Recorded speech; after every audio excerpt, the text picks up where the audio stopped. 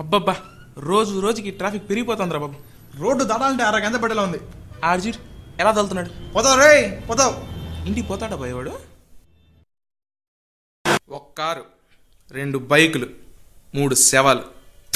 తినేమ్మ, పొద్దున్న లేసి పేపర్ చూస్తే చాలు యాక్సిడెంట్లు, మర్డర్లు, సూసైడ్లు, అన్నీ చావు కథలే. ఒక్క మంచి మ్యాటర్ లేదు. 120 కోట్లు 100 మంది చనిపోయిన న్యూస్ వేయాలా? మిగిలిన 19 కోట్ల 99 లక్షల ఏదో ఒకట్లే వాళ్ళంతా సంతోషంగా బతికే ఉన్నారని వేయచ్చుగా. వేరు తప్పు, బాగోదు. వాళ్ళేసింది కరెక్ట్. కానీ ఇంకేం జరగట్లేదు ప్రపంచంలో. ఒసామా బిన్ లాడెన్ చనిపోయాడు కదా. పోనీ వీరప్పన్ వాడు చనిపోయాడు. Japan tsunami outdated. వర్షాలు లేని రాష్ట్రాలు, పంటల నష్టాలు, రైతుల కష్టాలు. వద్దులే, హెవీ అయిపోతుంది. అన్నలున్న అడవిలో చెట్లు లేదు, మనుషులు ఉన్న ఊరిలో కరెంట్ లేదు, దారులు లేని ఊరికి రోడ్లు లేవు, రోడ్లు ఉన్న ఊరికి బస్సులు లేవు, చదవడానికి స్కూల్ లేవు, చదువుకోవడానికి పుస్తకాలు లేవు, చదివించడానికి టీచర్ లేరు. ఎండకు నీడ లేదు, వానకు గొడుగు లేదు, జబ్బుకు మందు లేదు, ఆకలి కడుపులకు అన్నం లేదు, దోచుకొని దాచుకునే వాళ్ళ ఆకలి తీరలేదు. పోనీ వీటి గురించి కూర్చొని డిస్కస్ చేసి సాల్వ్ చేద్దామంటే పోలీసులకు నోరు లేదు, రాజకీయ నాయకులు చెవులు లేదు, జనానికి కళ్ళు లేదు. మీలాంటి ఎడ్యుకేటెడ్ పీపుల్కి వినే ఓపిక లేదు. నాలాంటి ఎడ్యుకేటెడ్ ఇల్లిటరేట్ పీపుల్కి పని పట్టలేదు. మనల్ని పుట్టించిన దేవుడికి చెప్తామంటే దేవుడికి ప్రాణం లేదు. అసలు ఎలా బతకాలి జనాలు? ఎండకెండ బతుకులు, వానకు తరిసే గుడిసెలు, మట్టిని మింగే కడుపులు, ఎండిపోయిన ఆకులు, వాడిపోయిన చెట్లు. నవ్వకండి సార్, జోక్ కాదు. గొప్ప గొప్ప విషయాలు నాలని చెత్తనా చెప్తే చెత్తగానే ఉంటుంది. మీరంతా చదువుకున్న వాళ్ళు, ఆలోచించండి. నేను ఇంతసేపు చెప్పిన సినిమా డైలాగులు కాదు, మన సమాజంలో సమాధులు మిగిలిపోతున్న సమస్యలు. ఈ సమస్యలు అనేవి మనం తిని పారేసే పండ్లోని గింజలు లాంటివి. మనం పండు తిని గింజ పారదొప్పుతాం, అవి చెట్లైపోతాయి. చెట్లు నరకడం కష్టం సార్. ఇన్ని సమస్యలు పెట్టుకుని ఇవన్నీ వదిలేసి ఒక కారు, 2 బైకులు, 3 శవాలు. అవును, ఇంతకు బైక్ ఒకటి తప్ప, కారు ఒకటి తప్ప? ఎవరిదైతేలే, తప్పు జరిగిపోయాక. ఒక్కటి మాత్రం నిజం సార్, తప్పు జరిగిపోయాక తప్పని తెలిస్తే తప్పు చేశాడంటారు. తప్పు జరగకముందే అది తప్పని తెలిసి తప్పుకుంటే తెలివైనవాడు అంటారు. తప్పని తెలిసి తప్పు చేస్తే అంటారు. మనిషిని చంపడం కూడా తప్పు కాదనుకుంటున్నారు. అమావాస్య రోజు పుట్టిందని ఆడపిల్లని చంపేస్తున్నారు, ఆదివారం వచ్చిందని కోడిపిల్లని చంపేస్తున్నారు. తప్పని తెలిసి కూడా తప్పు చేసేస్తున్నారు. అసలు తప్పనేది రోడ్డుది కాదు, రోడ్డు పైన పోయే బండిది కాదు, ఆ బండిని తోలే మనిషిది. మన దేశంలో సంవత్సరానికి 10,000 యాక్సిడెంట్లు జరుగుతున్నాయి. ఆ యాక్సిడెంట్లో ప్రాణాలు పోగొట్టుకునే వాళ్ళు సంవత్సరానికి 1,30,000 మందికి పైనే. రోడ్డు అంటే భయం లేదు, చావంటే లెక్కలేదు. మంచి బండి, విశాలమైన రోడ్డు ఉంటే చాలు, పిచ్చెక్కిపోతుంది. బండిని రై రై రై అని లాగి దేనికో దానికి పెట్టేస్తాడు. వాడు పోతాడు, ఇంకొన్ని తీసుకుపోతాడు. అసలు ఏం మాట్లాడుతున్నాను నేను? కథలో కాన్సెప్ట్ బాగుంది కానీ క్లారిటీ లేదు. చిన్నప్పటి నుంచి మా అమ్మ చెప్తుండేది, క్లారిటీ లేని కథలు పెద్దగా ఆడవని. ఇప్పుడు మనకి క్లారిటీ కావాలి. క్లారిటీ కావాలంటే ఫ్లాష్ బ్యాక్లోకి వెళ్ళాలి. ఫ్లాష్ బ్యాక్లోకి వెళ్ళాలి. అది తెలుగు భాషని అతి కష్టం మీద మాట్లాడుకుంటున్న రోజుల్లో.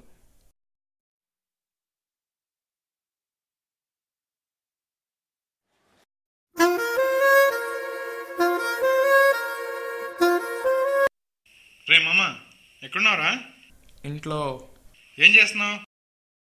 ప్రపంచంలో పని పాట లేని వాళ్ళందరూ చేసే పని, సీరియల్ చూస్తాను. రే, చిన్న పని చేసి పెట్టాలరా, చేస్తావా?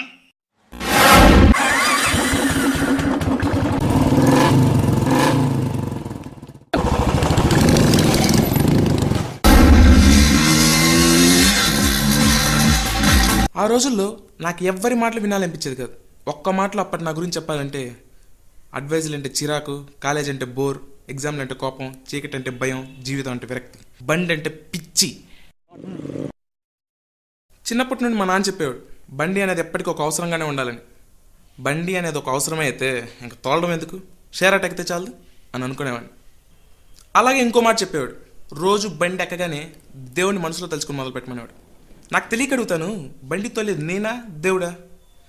కానీ మా నాన్న చెప్పిన మాట నిజమని తెలుసుకోవడానికి నాకు అప్పటికి అరగంట మాత్రమే ఉంది. ఆ విషయం పక్కన పెడితే ప్రతి కథలో ఒక జఫా అంటాడు, ఈ కథలో కూడా ఒక జఫా అన్నాడు. నా బండికి 60 అడుగుల దూరంలో గంటకి 90 కిలోమీటర్ల వేగంతో నా వెనకే వస్తున్నాడు. మామూలుగా ప్రతి మనిషికి కొద్ది మెంటల్ ఉంటుంది. అప్పుడప్పుడు పక్కనోడు ఏం చేస్తే అది చేయాలనిపిస్తుంది. ఆ క్షణంలో నాకు ఆ మెంటల్ ఇంకా ఎక్కువగానే ఉంది. వాడు ఏం చేస్తే అది చేశాను. వాడి బండిని ఓవర్టేక్ చేయగానే నాకు ఆనందం ఎక్కువైపోయింది. నేను సప్లీ ఎగ్జామ్ పాస్ అయినప్పుడు కూడా అంత ఆనందం రాలేదు.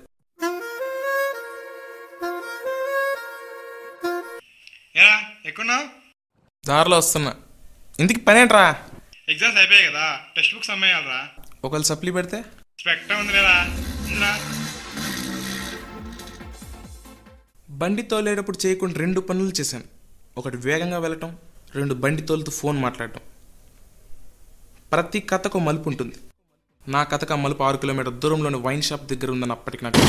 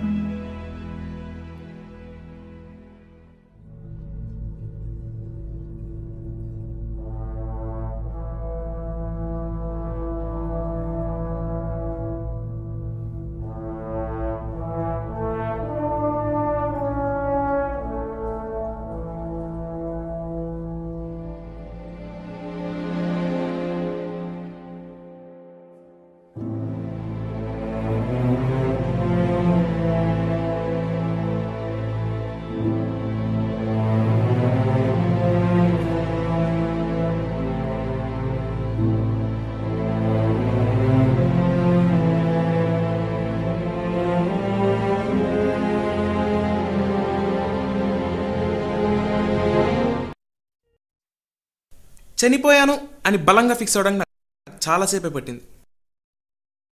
మనిషి చనిపోయాక ఆత్మ ఎక్కడికి వెళ్తుందన్న నా చిన్నప్పటి ప్రశ్నకి ఇప్పుడు సమాధానం దొరికింది. తర్వాత ఏమవుతుంది? మొదట బాగా ఏడ్చాను, తర్వాత చాలామంది ఏడ్చారు. దీపానికి దండం పెట్టుకుని ఇంటికి వెళ్ళిపోయారు. కానీ ఆ దీపాన్ని 2 కళ్ళు అలానే చూస్తుండిపోయాయి. మా అమ్మవి. ఆ రోజు నేను 5 నిమిషాలు ముందు బయలుదేరున్నా, 5 నిమిషాలు వెనక బయలుదేరున్నా తప్పు జరిగి ఉండేది కాదు. అది ఇప్పుడు ఆలోచించడం ఇంకా తప్పు. అందుకే చెప్పాను, తప్పు అనే తప్పు జరిగిపోయాక తెలిస్తే తప్పుగానే మిగిలిపోతుంది. ఏ పని అయినా చేసే ముందు బాగా ఆలోచించండి, 1-10 సార్లు. ఆలోచించకుండా తప్పు చేస్తే మరోసారి ఆలోచించడానికి మీరుండరు. బండి అంటే పిచ్చి పట్టు కొట్టుకునే నాలాంటి వాళ్ళు చాలామంది ఉన్నారు. వాళ్ళందరికీ నేను చెప్పేది ఒకటే, మెల్లగా వెళ్ళండి. ఈ రోడ్డును నమ్ముకొని చాలామంది అమాయకులు ఉన్నారు, చాలామంది ఉద్యోగులు ఉన్నారు, చాలామంది స్టూడెంట్స్ ఉన్నారు. బయటికి వెళ్ళిన కొడుకు ఇంటికి త్వరగా వస్తాడని ఎదురు చూసే అమ్మలు ఉన్నారు.